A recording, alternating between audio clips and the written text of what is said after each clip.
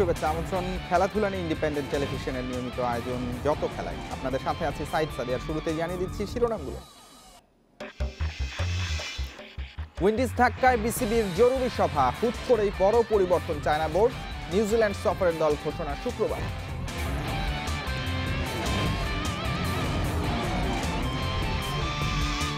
কাল আইপিএল এর নিলাম, সাকিব মুস্তাফিজকে নিয়ে আগ্রহ 3 ফ্র্যাঞ্চাইজির। The 100-এর ড্রাফটে R Bangladeshi.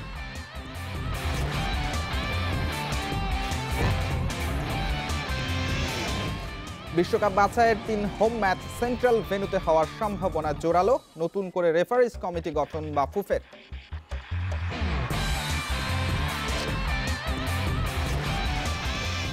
নিউ ক্যাম্পে এমবাপে ঝড়ে পিএসজির কাছে বিধ্বস্ত বার্সেলোনা। রাতে পোর্তোর মাঠে ইউভেন্টাসের চ্যালেঞ্জ।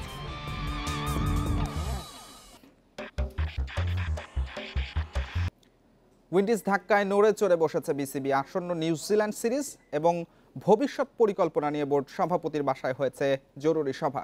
পরিচালক, নির্বাচকদের পর 3 সিনিয়র ক্রিকেটারের সাথে কথা বলেছেন নাজমুল হাসান পাপন। হুট করে বড় পরিবর্তনের চিন্তা নেই, সেই বার্তাও মিলেছে। এদিকে ক্রিকেটারদের করোনা টিকা কার্যক্রমের কারণে 2 দিন পিছিয়ে দল ঘোষণা হবে শুক্রবার। লজ্জাজনক সিরিজ হারে এক টেবিলে বসা সময়ের ব্যাপার ছিল। এক ছাদের নিচে বসে 4 বোর্ড পরিচালক আর 2 নির্বাচক সহ নিজ বাসভবনে ভবিষ্যৎ করণীয় ঠিক করেন বিসিবি প্রধান। উইন্ডিজ সিরিজের ভুল থেকে শিক্ষা নিয়ে নিউজিল্যান্ডে ঘুরে দাঁড়াতে চায় বিসিবি। কোচিং স্টাফ অধিনায়ক পরিবর্তনের যে গুঞ্জন গত কয়েকদিন ধরে শোনা যাচ্ছিল, সেটা আপাতত থেমেছে। ঘরোয়া ক্রিকেটের মান বাড়াতে হয়েছে বিস্তর আলোচনা। আমাদের প্লেয়ারদের অ্যাভেলেবিলিটি, সামনে আরও সিরিজ আছে, সেইগুলিতে আমাদের বোর্ডের পলিসি কী হবে, এগুলি নিয়ে ডিসকাশন হয়েছে, বাট কোনো ফাইনাল ডিসিশন মেকিংয়ের মতো কিছু হয়নি। আর সামনেই যেহেতু একেবারে কাছাকাছি আরেকটা সিরিজ আছে, তো সেই ক্ষেত্রে আমার মনে হয় যে পরিবর্তনের যেসব কথা আপনারা বলছেন, আমার সেরকম কিছু মনে হয়নি। বুধবার নিউজিল্যান্ড সিরিজে দল ঘোষণার দিনক্ষণ ছিল, সেটা পিছিয়ে গেছে শুক্রবার। 20 সদস্যের দল আসছে না নতুন মুখ, আস্থা রাখা হচ্ছে পরীক্ষিতদের উপর। সবকিছু নিয়ে আলোচনা হয়েছে। টিমের একটা সিরিজ শেষ হয়েছে, আমরা ওডিআই সিরিজটা ভালো খেলেছিলাম, টেস্ট সিরিজ ভালো খেলেনি, সার্বিকভাবে সবকিছু নিয়ে আলোচনা হয়েছে। টিম রেডি আছে অলমোস্ট। কালকে ওদের ভ্যাকসিনেশন আছে, ওগুলি নেওয়ার পরে পরশুদিন সকালে মেনু। ব্যর্থতার তীর যাদের দিকে, তারাও এসেছেন বিসিবি সভাপতির বাসভবনে। বৈঠক শেষে মুশফিক, মাহমুদুল্লাহ তামিমদের গোমরা মুখগুলোতে স্বস্তির ছাপ।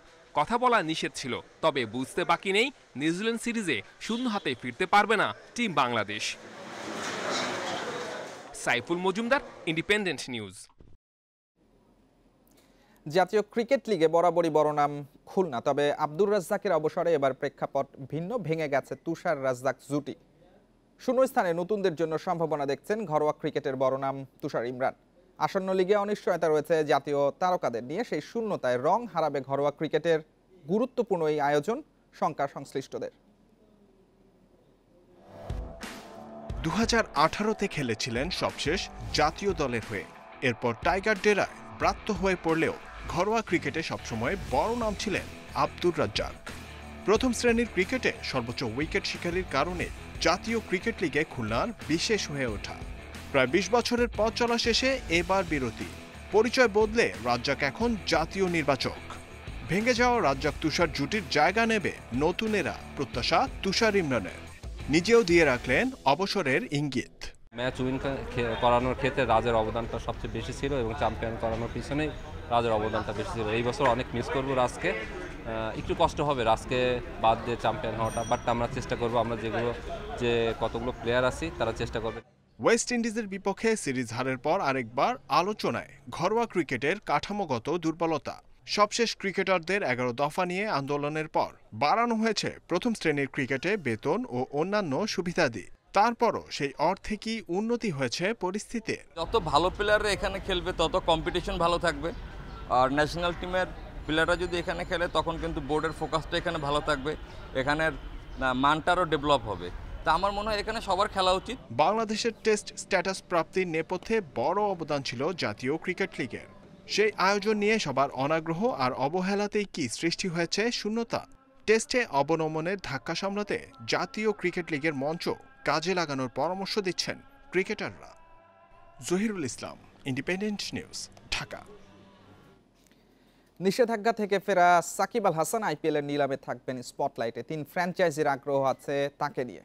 চেন্নাইয়ে বহুল আলোচিত নিলাম শুরু হবে কাল বেলা 3:30টায়। 292 জনের চূড়ান্ত তালিকায় আছে 4 বাংলাদেশি। সর্বোচ্চ 2 কোটি রুপি থেকে শুরু হবে সাকিবের ডাক। মুস্তাফিজের ভিত্তিমূল্য 1 কোটি রুপি, মাহমুদুল্লাহ 75 লাখ আর 50 লাখ রুপিতে নিলামে উঠবেন সাইফুদ্দিন। টাইগারদের নাম্বার 1 সাকিব আর মুস্তাফিজ আছেন আলোচনায়। গণমাধ্যমের দাবি পাঞ্জাব কিংস আর রয়্যাল চ্যালেঞ্জার্স বেঙ্গালুরুর সম্ভাব্য টার্গেট লিস্টে আছেন এ দুইজন। সাবেক দল কলকাতা নাইট রাইডার্স আর চেন্নাই সুপার কিংসেরও চোখ থাকবে সাকিবের দিকে।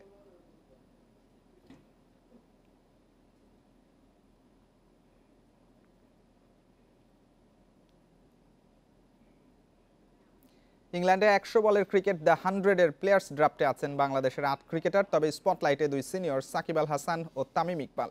সর্বোচ্চ ভিত্তি মূল্যে ড্রাফটে আছেন সাকিব তামিম, যেটা 1 lakh pound. Warner, Babar, Pollard, রাবাদার মতো বড় তারকারা রয়েছেন এই ক্যাটাগরিতে। বাংলাদেশ থেকে ড্রাফটে সাকিব তামিমের সঙ্গে লিটন, সৌম্য, তাসকিন, ইমরুল, রনি এবং সাব্বির। দ্য 100-এর দ্বিতীয় সংস্করণের ড্রাফট অনুষ্ঠিত হবে 22 ফেব্রুয়ারি, যেখানে 254 জন বিদেশি ক্রিকেটার থেকে দল পাবেন মাত্র 7 জন।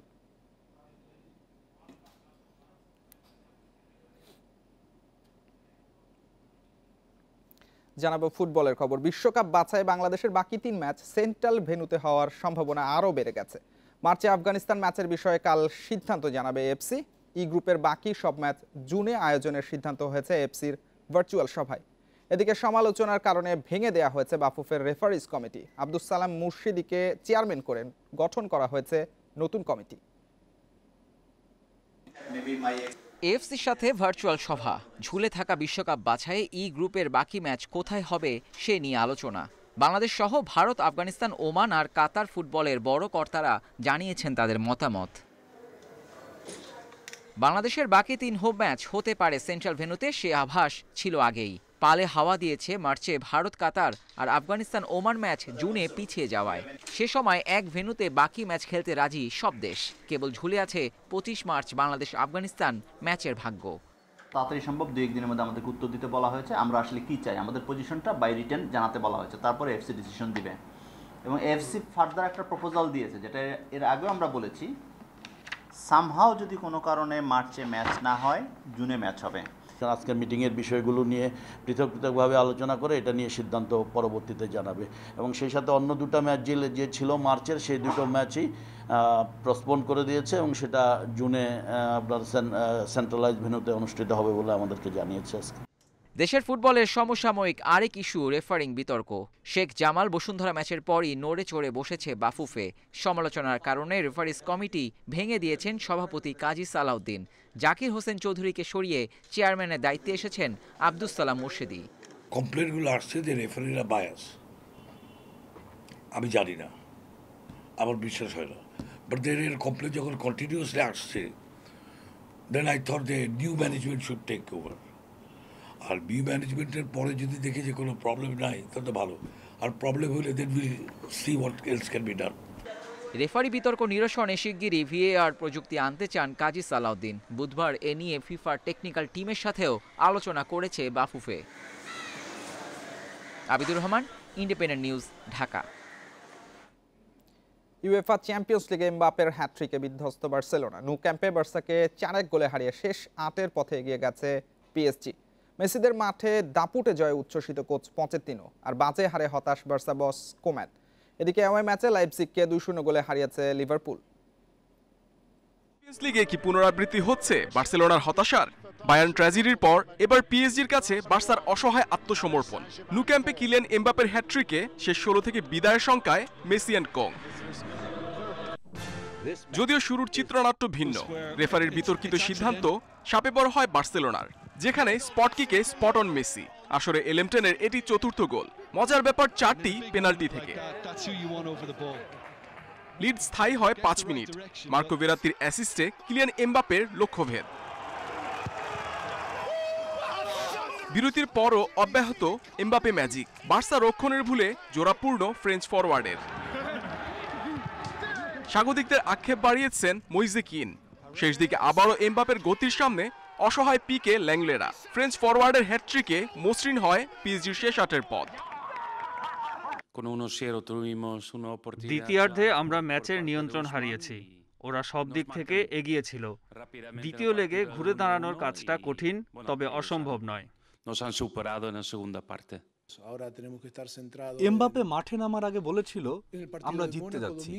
ম্যাচ শেষে তাই প্রমাণ হয়েছে। দ্বিতীয় লেগেও চেষ্টা থাকবে ছন্দ ধরে রাখার। ভ্রমণ নিষেধাজ্ঞায় লাইপজিগ লিভারপুল দ্বৈরথ মঞ্চায়ন বুদাপেস্টের পুস্কাস অ্যারেনায়। সেখানেই ধুঁকতে থাকা লিভারপুল ফিরল ছন্দে। 5 মিনিটের ব্যবধানে সালা ও মানের গোল ম্যাচের ভাগ্য গড়ে দেয়। Mohammad Nazim, independent news. Champions লিগের শেষ 16-র প্রথম লেগে এফসি পোর্টোর মুখোমুখি হচ্ছে ইউভেন্টাস। ম্যাচ শুরু বাংলাদেশ সময় রাত 2টায়। ইউরোপ সেরার মঞ্চে রোনালদো ইউভেন্টাসের বড় শক্তি। চোটের কারণে এই ম্যাচ মিস করছেন Cuadrado, Arthur Melo, Paulo Dybala আর অ্যারন রামসিকেও পাচ্ছেন না পিরলো। উল্টো দিকে নিষেধাজ্ঞা থেকে ফিরছেন Porto midfielder Jesus Corona. Head to হেডে সবশেষ 4 দেখায় 1 ড্রয়ের বিপরীতে 3 জয় ইউভেন্টাসের। অন্য ম্যাচে বরুশিয়া ডর্টমুন্ডের কঠিন পরীক্ষা সেভিয়ার সামনে। ইউরোপিয়ান প্রতিযোগিতায় সবশেষ 9 ম্যাচের সবকটি জিতেছে লোপেতেগির দল। ডর্টমুন্ডের সাথে 2 মুখোমুখিতে 1 ড্রয়ের বিপরীতে 1 জয় সেভিয়ার।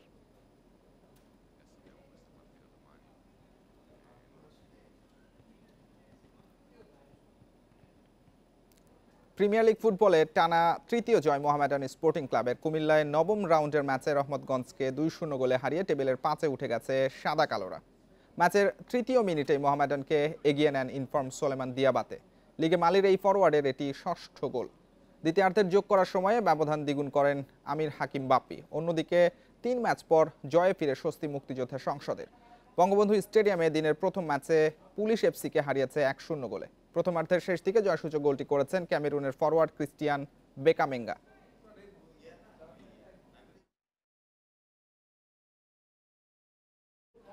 টেনিসের খবর জানাবো। রেকর্ড 21তম গ্র্যান্ড স্ল্যামের অপেক্ষা বাড়ল রাফায়েল নাদালের। স্তেফানোস সিসিপাসের কাছে হেরে অস্ট্রেলিয়ান ওপেনের কোয়ার্টার ফাইনাল থেকে বাদ পড়েছেন স্প্যানিশ তারকা। চলতি আসরে প্রথম 4 রাউন্ডের কোনো সেটেই হারেননি নাদাল। শেষ 8-এ তার কাছে প্রথম 2 সেটে পাত্তা পাননি সিসিপাস। তবে তৃতীয় সেটের টাই ব্রেকে নার্ভ ধরে রাখতে পারেননি রাফা। 5 সেটের ম্যারাথন লড়াই জিতে শেষ 4-এ পৌঁছে গেছেন সিসিপাস। ফাইনালে ওঠার লড়াই তার প্রতিপক্ষ দানিল মেদভেদেভ। অন্যদিকে নারী এককের শেষ 8 থেকে বিদায় নিয়েছেন শীর্ষ বাছাই অ্যাশলে বার্টি। অজি তারকাকে হারিয়ে প্রথমবার গ্র্যান্ড স্ল্যামের সেমিতে উঠেছেন ক্যারোলিনা মুচোভা।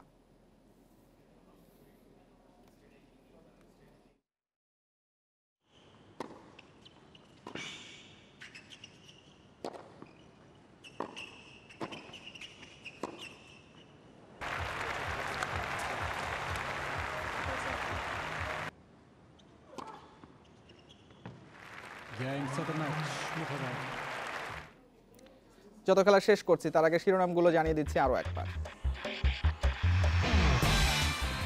উইন্ডিজ ধাক্কায় বিসিবির জরুরি সভা, হুট করেই বড় পরিবর্তন চায় না বোর্ড। নিউজিল্যান্ড সফরের দল ঘোষণা শুক্রবার।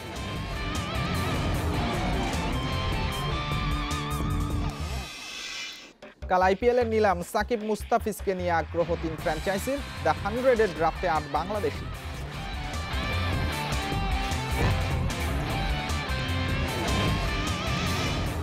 বিশ্বকাপ বাছাইয়ের 3 হোম ম্যাচ সেন্ট্রাল ভেন্যুতে হওয়ার সম্ভাবনা জোরালো। নতুন করে রেফারিজ কমিটি গঠন বা ফুফের।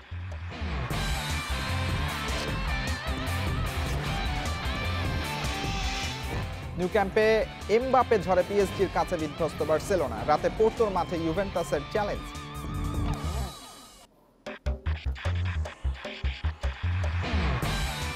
এই ছিল আজকের যত খেলা। ইন্ডিপেন্ডেন্ট টেলিভিশনের সব খবর আরো বিস্তারিত জানতে চোখ রাখুন ফেসবুক, ইউটিউব আর টুইটারে।